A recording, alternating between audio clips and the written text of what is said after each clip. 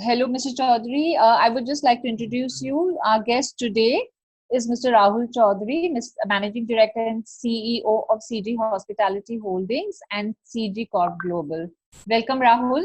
The interview would cover a wide-ranging issues related to the hospitality and travel industries with a perspective not just in India but in other places, destinations where your hotels are, which is Nepal and also now UAE.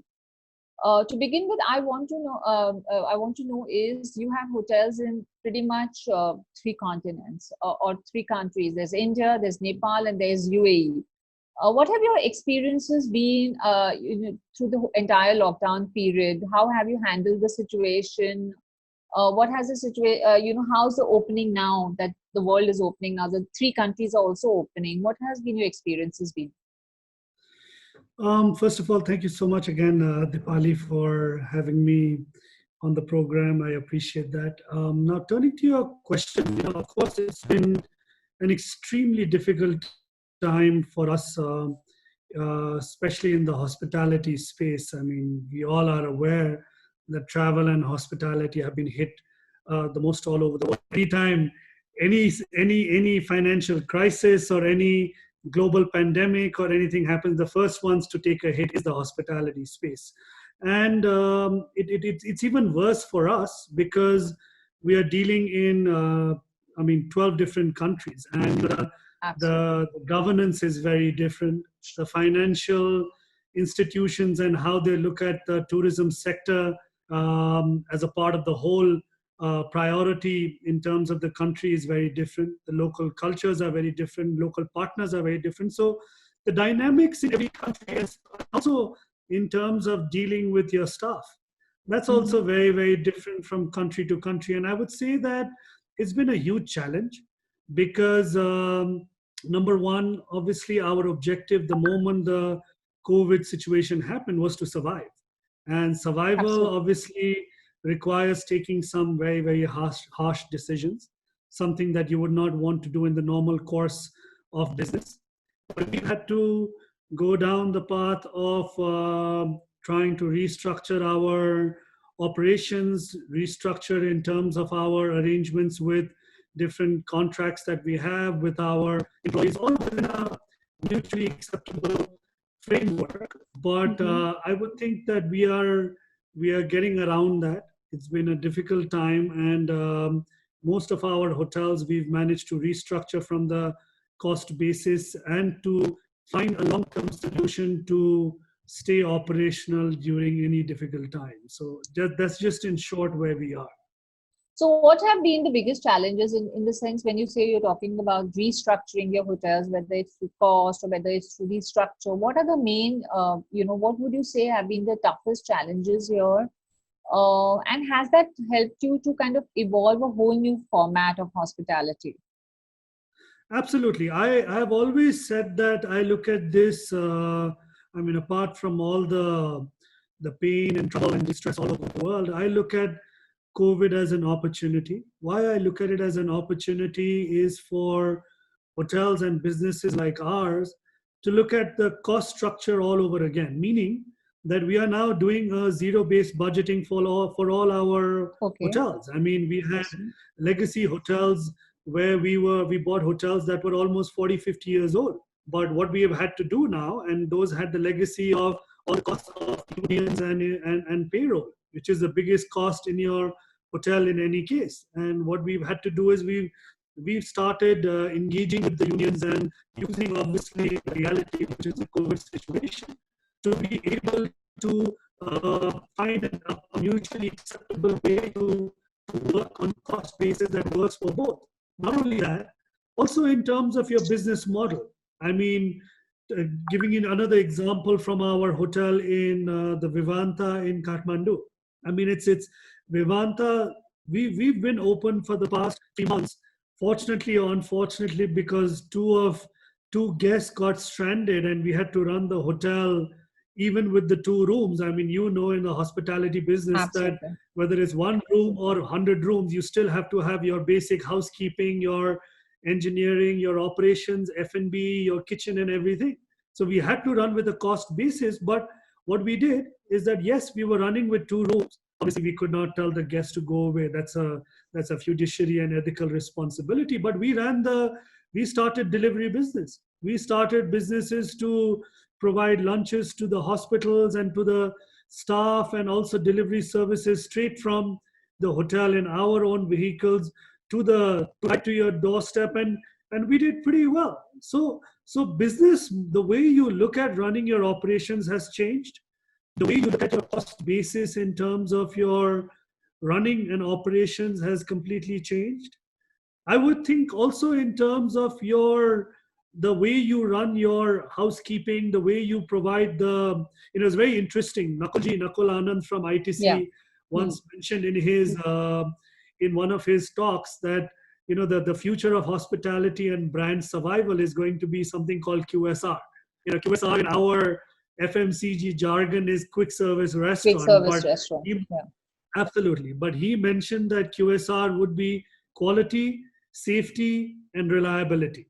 I think that is the mantra that is going to be the future of any brand. That's why you will see all different brands and operations and organizations now getting down to the experience of a guest right from the moment, even from the travel company, right from the moment you are now entering an airport, all the way till the time you check out from your hotel is being done in a way that has completely changed the face of hospitality. I mean, Dipali, that hospitality is supposed to be a very personalized and human touch and I would say a personal service. But here you're talking about hospitality being looked at completely differently, whereby you have paperless check-ins, you go into now I would think technology becomes even more relevant.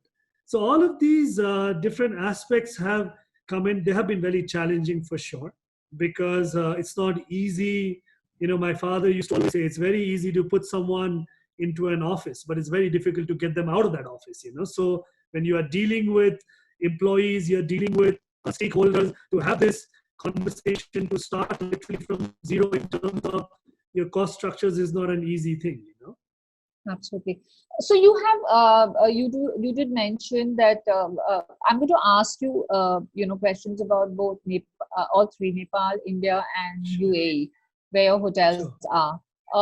Let's start with Nepal. You said Chitwan has just opened. Your Taj Safaris in Chitwan has just opened. What has been your experience of opening Chitwan? What were the challenges facing? Particularly, what is the challenge you're facing as far as Chitwan is concerned to attract guests? You had a lot of international guests. I think Chitwan was largely about international guests. About 80% of your guests were from Europe or from US. What has the experience with Chitwan been like? Chitwan, you see, obviously when the COVID lockdown happened, I think it was the 21st of March in Nepal. Obviously, everything closed down, and the more than COVID, I think it was the fear factor which was the biggest issue. It was the perception of people about COVID and what is to come, which was a big issue. And the challenges that we faced were local and international. Local from the perspective that everyone stayed back at their homes. They were not willing to come into the hotel at all. So, I mean, forget about the guests, but even the upkeep of the hotel in terms of keeping the hotel in shape was a huge issue. And when you had even the localities and municipalities and local villages not letting people go to work due to the fear that they'll probably bring back or contract the virus and come back and affect the whole village, it was a huge issue. And on top of that, you're talking about the banking institutions. I mean, we are waiting out here. We all have our obligations in terms of the debt service. And when you have banks that are not playing ball, and especially the government not even giving you any relief packages, and we keep on waiting and waiting and waiting. I mean, the reality in India. We are still waiting, and nothing much has come out in India. And Nepal is the same situation, because no one has faced such a huge pandemic situation that the central bank is now reaching out to industry specialists and leaders like us to advise them what we should ask for and how they can support us. So it's still a very nascent stage in terms of learning from the consumer perspective, from consumer meaning the businesses, and from the government perspective. I mean, that is all the challenges from a local perspective. But from a from an international perspective, obviously, I mean, once you have your borders closed down, literally your inbound tourist becomes zero. I mean, domestic Absolutely. traffic is also zero because there Yeah. is no transportation, anything whatsoever. It becomes a huge challenge all around. So we've just recently opened with taking all the necessary safety QSR precautions, as I would say, and bringing in the local traffic. In fact, we've gone to the extent in all our operations to also introduce doing rapid testing, because rapid testing is something that you can do right away and you get, well, I mean, 90% plus relative, I would say, a result of the test itself. So it gives that confidence to the guests and customers coming in as well. We've not, although we've been open with all the social distancing and the safety norms, we've not had, unfortunately, business traffic coming in as yet, because unfortunately, Nepal, the number of cases is also increasing. Mhm. Unfortunately, as we have seen in the past, recent past, we are already at Absolutely. 4,000, and less Yeah. than 6 weeks back, we were at only 20. Wow. So Yeah. it's a lot of It's the challenge same which we are case. dealing with. Yeah, it is same case in India.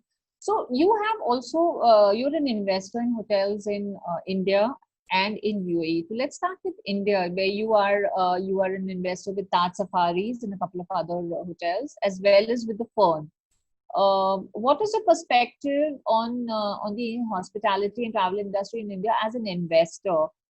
Particularly given the fact that a lot of investors now are going back to the brands they're working with to, create a new fee structure maybe, or, a whole new format of hospitality.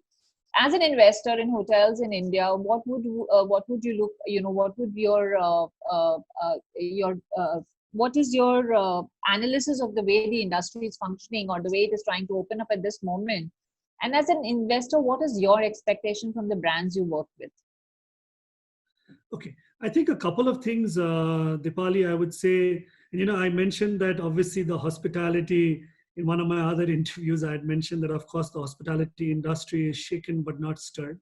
Why I said that is because, one thing is very disappointing, that countries like Nepal and India and UAE do a lot in terms of their promotion and say tourism is where it's all at. Tourism is what is going to bring in all the business, and because of tourism, the market is going to grow. But when you look at the ground realities, what have we really got in terms of getting back in such difficult times from all of these three countries? Nothing at all. So it's a little bit disappointing when you think about being an investor, and more so as a foreign investor, being in these countries, because of how the government look at tourism and travel not as a priority sector. So I think the reality is hitting us for sure, and it's not a good sign for the encouragement and the, I would say, confidence of investors, whether local or international. Now, where things are going to come up, I think it's still going to take a lot of time. I think the Okay. market is going to shift to a domestic focused market than an international market, at least for the next 6 to 12 months. People are still going to be, my view is that people are still going to be hesitant to inbound travel to come in. But think of it this way, right? India is almost, you're talking about 1.3 billion people. I mean, you have your own catchment market for survival. But then what do you do about markets like Nepal and UAE, where we have just 30 million people, and out of which the domestic travelers that go to affluent and let's say a high-end lodge like Meghali is very, very limited. And in places like UAE, of course, you have your traffic that is there, that goes to different places. But this is where staycations also comes in, another terminology which is becoming a huge fad in terms of different business models being adopted. So in a nutshell, I'd like to say that inbound travel is still going to take some time. I think the focus has to be domestic market for every market around the world itself. I think people are going to travel to countries which have been least hit by the COVID. That's why I look at Nepal and Bhutan as two of those countries which will hopefully benefit from some travel and some trickle from Indian and Chinese travel that is going to come after some time, because the world is now a very small place. Everyone knows what is happening everywhere else. So in the and in terms of UAE, I know that everyone keeps mentioning that the market is bouncing back, but when you talk about bouncing back, it is actually the local market. Yes, you are opening your malls, you're opening your I mean, the schools are slowly opening, hotels. Our hotel is going to open. It's not open yet, but most of the hotels have already opened. But think of it this way, that the pie is only this big. Absolutely. Everyone is fighting for the same pie locally. And when you're talking about everyone fighting for the same pie, it's a similar situation like Sri Lanka almost 15 years back, whereby, you know, you had hotels where there was no rate floor, whereby hotels were, even a 5-star hotel was selling for $20, whereas Absolutely. Atat Samudra was struggling at a rate of $80. Now, what do you do when you have that situation, right? And that's what's going to happen in Dubai, I can tell you. You have hotels such as your 5-star hotels that are charging less than $100, $150 now. Now, how are every single hotel going to compete to that, right? Everyone is going to fight for the same business. So all of these different situations I see. And lastly, I will say that I believe that the leisure business and the wellness business is going to be our priority focus, because that's where we believe is going to be the predominant influx of business, because of a number of factors. That in terms of wellness, because I think everyone has realized during this COVID situation that turning vegan and taking care of yourself and taking just good care of your well-being is extremely important. And that we have also seen, and our strategy has worked also through our investment at the farm in Philippines. I mean, we've been open since the past a week, 10 days, a little bit digressing from your question, but Absolutely.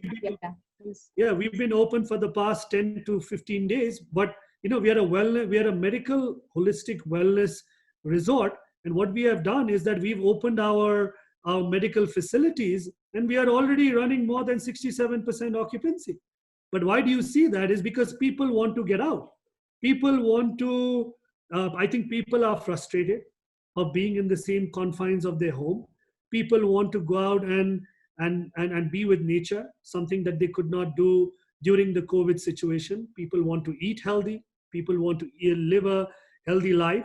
And we've seen that in the case of Megali itself. And we know that the same situation is going to follow for Megali as well. And also for our Taj safaris when we decide to open. Now, in terms of, you mentioned or you asked me about our investment in Concept. You know, it's a pure management company, and unfortunately, management companies are predominantly at the mercy and in the hands of the owners of the property. Now, because the hospitality sector or the owners, let's say the investors, have not seen much relief coming in for the business survival. Obviously, we don't know how many hotels are going to open, and if hotels don't open, we don't have hotels to manage. And if hotels are not being managed, it's a ripple effect, right? And hospitality management companies are going to suffer all along. And you know, just yesterday, I was just talking to my partner Suhail Kanampilli, who's the CEO of the company, and he was telling me that out of the 80 hotels that we have that are to be operational, which were operational pre-COVID, we have now 40 hotels that are operational, but with the social distancing norms. So I can see that people are trying to open, but we are headed for a difficult time, I would say, in the long run. So I hope that answers your question, Dipali. Yes, absolutely. I wanted to, you did mention about leisure and wellness being the two segments that will open the fastest. So on the basis of that, the first one is wellness. Wellness is generally till now was seen, okay, you have a spa, you go to the spa, you get a couple of massages, you eat healthy, and that is your wellness quotient. Do you see wellness as a segment itself changing after COVID? Because do you think that wellness will become an everyday concept? So from what the kind of experiences you give guests within the room itself, right down to the spa. Do you think the wellness as a concept will kind of widen the more? I think so. But if you really ask me, Dipali, when you talk about wellness, wellness is also a very huge spectrum of business. You have your typical Absolutely. spas that you have, that's a standalone spas. You then have your hotels that Mm-hmm. have your spas that are there. Then you have your typical wellness resorts, such as, let's say, your Shiva Som. You have your canyon ranches, which are your hotels focused around wellness itself, that have your component of food, component of spirituality, yoga. And then you have your very different component of wellness, which is like ours, which is a medical driven wellness holistic center, where you have a medical Mm-hmm. staff that is there on site 24/7. You go in there, Absolutely. you do your full medical scanning. I mean, we are partners with some of the leading medical experts companies like European Wellness, EWC, that is based in Malaysia. So I Absolutely. do see that wellness is going to evolve. But if you really also ask me, wellness was already at a very advanced stage. But Okay. people used to look at wellness as a very niche and high-end business, business, Mm-hmm. and also a high-end clientele. Because when you go to a typical wellness resort, you're talking about, I mean, take for example our farm itself. You're talking Yeah. about each Farm in person's Vietnam. no farm at the Philippines. In At the I Philippines. did not I'm go there. terribly sorry. Yes, yes, the farm in the Philippines. I've heard very good things about it. Yes. No, thank you. So when Yeah. you talk about the farm at Philippines, you're talking about spending almost $1,000 per person per night. So this is quite a Absolutely. high-end business that you're talking about. But I feel how it is going to evolve is that I think it'll become available to a wider audience, which it should be. I think it is going to evolve in terms of providing more options to the guests itself in terms of dining, also in terms of your wellness aspects itself, whether it's your treatments, whether it's your spirituality, whether it's your Mm-hmm. yoga, but more so for people wanting to get away, meaning that you can easily go to Goa to be in a resort. But here you are trying to provide them with an Mm-hmm. experience of wellness together with leisure as well as relaxation. I think that's how the business is going to evolve, and that's how the wellness business is going to position itself.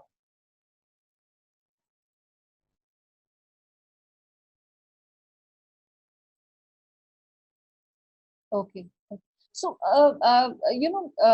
coming back to Taj Safaris is a brand had been struggling for a very long time. Beautiful brand, but as a brand, it had been struggling. Do you think it is likely to see better days? Because given that now that we're talking about travel, which is experiential, getting away from it all, do you think Taj Safaris will, kind of recoup some of the ground, and or do you think it still needs some sort of administration and government support to ensure that the experience of in the jungles or in the forest, in the safaris is as good as in the resorts are?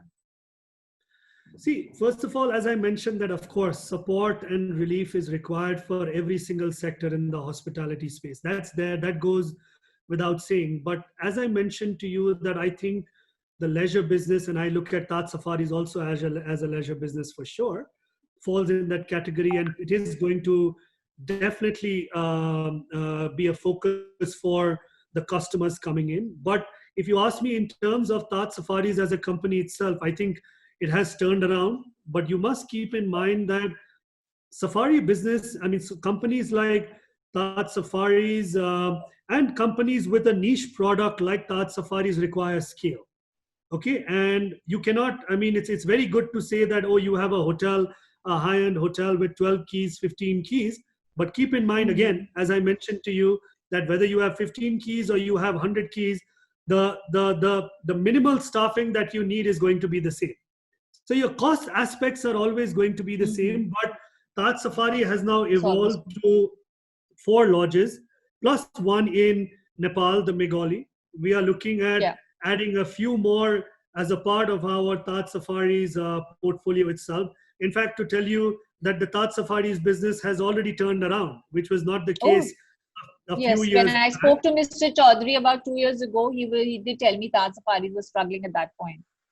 Yeah, so now Taj Safaris, in terms of the business model itself and re-looking at some of the cost aspects. In fact, I was just on a call with our Taj Safaris team right before this call, and we are working on how we are working on an aspirational 2025 plan on how to add more assets, how to centralize. This is also going to become a big thing, by the way, that we are going to centralize most of our services. Usually in hotels you have your full operating team in each unit. Now you will look at a centralized service that is going to provide the core services to these different properties, which is going to obviously bring in cost optimization, revenue rationalization, so that you are able to run a sustainable business model that works in the long run. Everything now, Dipali, is long run. It's not Yes, about everything your... is 3 years.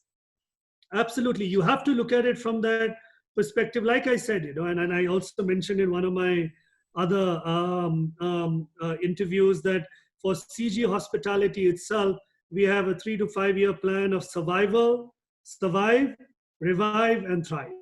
And that is going to be Absolutely. our mantra for the next 3 to 5 years. Right now is all survival, re-looking at all our businesses, how to keep it sustainable for the next 1 year, 1.5 years. Then we look at how do we thrive in that business and get back how we revive the business, what was there before, by adopting new methods, by adopting new sales and marketing strategy, by adopting new sources of business. Like I said, domestic. I think people will be pushed to focus on domestic no matter what. No matter what, yeah. Since given that you're in so many markets, including a lot of Asian markets, what do you think has Sri Lanka or Philippines did well to control the situation that countries like maybe UAE or India did not kind of get it right? Act fast. I think the most important factor, if you see the trend of COVID, of course, we know that it all originated from China. But if you looking at besides the negatives, if you look at all the countries that took action fastest as soon as this situation came to the forefront, are the ones who have emerged out of it much faster. Something like the COVID, of course, no one can predict how bad or good it was. Good it was at that point in time, but I think a lot of countries also took it for granted, and I think a lot of countries are also continually taking it for granted. I think some countries have not even reached the tip of the iceberg in terms of where situation is going to hit, and I would urge them that they should take the necessary measures sooner than later. But if you really ask me, this is going to be a new normal for some time. Who's going to be well prepared for it and going to be prepared for the worst is going to last, and those that are not are going to fade away very soon. Absolutely. And as an industrialist and a hotelier, what have been your learnings from the crisis? What has it made you rethink or reimagine? I think I touched upon quite a few things in this conversation itself, but where I feel we as CG Hospitality, and now we are seeing the results of that, is as investors. If you see the history of our hospitality vertical, right from our first investment with Taj in Taj Samudra and the 2 properties in Maldives, we are investors that look at investment opportunities when things are at its worst, when things are at distressed, when things are, we say, where there is war, there is opportunity, from the sense of, the opportunities emerge at that point in time in terms of distressed assets. And all our investments have been from that perspective. Now, think of it this way, that if we had not started with a low cost basis, where would we be at the moment in terms of being able to survive? We've obviously made all our investments with a low cost basis. We look at our businesses purely from the perspective of returns. We are not emotional in terms of in terms of some investors. During the past 10 years, you had a lot of liquidity in the market, and anyone who had liquidity wanted to suddenly be a hotelier because it was a fashion. I own a hotel. But to it's a us, glamorous thing to do. Absolutely. I mean, of course, there's no doubt about it. There is that sexy appeal and that glamorous quotient to being Absolutely, a hotelier. absolutely. But my lot of my family members and my friends tell me all the time, oh, you go to such exotic places, and oh, you get to visit all your properties. But I tell them that I would love to trade lives with you anytime, because being a hotelier is not easy. It's a very, very difficult Absolutely. business. And we've managed to enter the business at the right price. We've managed to focus on our investments by way of being purely focused on returns. Of course, strategy and strategic investment is also very, very important. Plus, we look at the business dispassionately from the perspective of a long-term perspective. We've always been long-term investors, and if it requires harsh decisions, if it requires evolution of your business model, if it requires you to completely adopt a different out-of-the-box thinking, we are ready to do that. We are investors, we are operators, we are asset managers. So when you are wearing all three hats, you will always balance from all three things perspectives. Together. Absolutely. Yeah. So just one more question, just one last question. What would your advice be to hoteliers, to especially young hoteliers, in terms of way they deal with the situation at a personal and at a professional level, given the kind of crisis that we are facing today in the industry and the kind of jobs that are being lost, or the whole rethinking that is happening? What would your advice be to hoteliers, especially to young fledgling hoteliers? Sure. No, number one, I will say that, hoteliers are very resilient more than any other sectors. I will say that openly in any forum, because the first question you asked me about the travel and tourism business, I know if you really look at the trends, even for the past 20 years, hotel business has suffered the most, but hotel business is what has bounced back even better and stronger. So if anyone has the desire to be in the hospitality business, I would suggest that you look at some of the aspects that I have mentioned, whether you want to be an operator, whether you want to be an investor, whether you want to be an asset manager. I think I'm speaking more so wearing a balanced hat from all these three different perspectives. And hoteliering business is a business that is here to stay. I don't think any country can boast and say that tourism is not the backbone, regardless of the relief and support they get from the business or not. I think that is going to continue.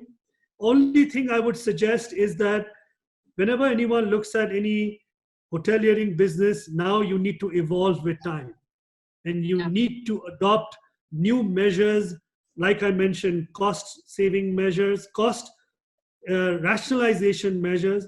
Technology is going to become a very, very big thing in the future in terms of not only hospitality, but any business. So one will have to look at technology, how it plays an important part of your existing business. Also, in terms of technology can also help you grow your revenues, including make your costs sustainable. But hospitality business being a very human touch and personalized business, depending on the let's say the segment that you are in, you will have to rationalize that moving forward, and some aspects I already touched. Yes, absolutely. Thank you so much, Rahul, for joining us this afternoon. Thank you so much for the insights. It was wonderful. Thank you so much. Having Thank you so much, Dipali. I really appreciate it. Thank you. Thank you so much. Thank you. Thank you for being with us. Yeah. Bye. Okay. Bye.